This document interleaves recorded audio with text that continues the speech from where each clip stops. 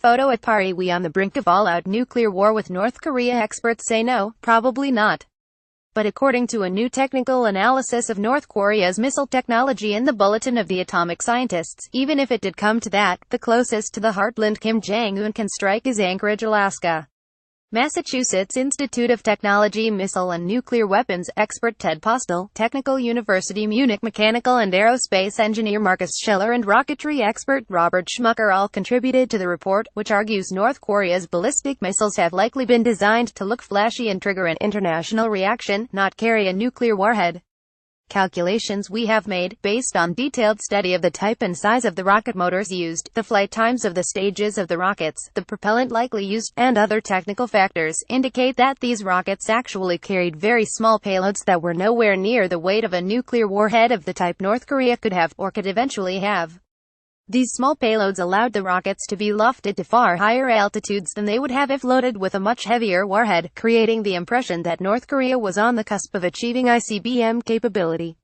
In an interview with Newsweek, Postel called the missiles a hoax, presumably one intended to increase North Korea's bargaining power, but that language does not appear in the report itself. According to the analysis, the Hwasong-14 missiles tested in July were engineered to reach a very high altitude, but may lack the power to carry a heavy nuclear payload across the ocean to the U.S. If North Korea is using a spherical implosion device modified from a Chinese design obtained by Pakistan and then obtained by Libya, as seems likely, its nuclear warheads likely could not weigh less than 1,102 pounds 500 kilograms. While North Korea claims to have a 882 pounds 400 kilograms nuclear bomb, the researchers wrote, a functioning ICBM would need to include other heavy components including a heat shield and the structure needed to hold an atomic bomb in place during deceleration. Even a conservative estimate of the weight of the other components of the warhead assembly places North Korea's nuclear warheads at a minimum of 11,021,322 pounds 500,600 kilograms. Our estimates show that the Hwasong-14, using the publicly reported burn times for the upper rocket stage, could deliver a nuclear warhead only as far as Anchorage, Alaska if the warhead weighed 500 kilograms to 550 kilograms, the researchers wrote. To reach Seattle, the warhead would have to be substantially smaller, weighing no more than 300 kilos. If North Korea installed a more advanced Vernier thruster to the rocket's upper stage, they added, it could potentially deliver a much heavier payload to Alaska, but striking Seattle would still require the bomb weigh no more than 882,992 pounds 400,450 kilograms. According to the researchers, large amounts of photo, video and telemetry data as well as their own knowledge of rocket systems indicate North Korea lacks the capability to manufacture its own advanced missile components and is still repurposing Soviet-era parts. This is where the good news ends, they wrote. Their skill and ingenuity in using Soviet rocket motor components has grown very substantially.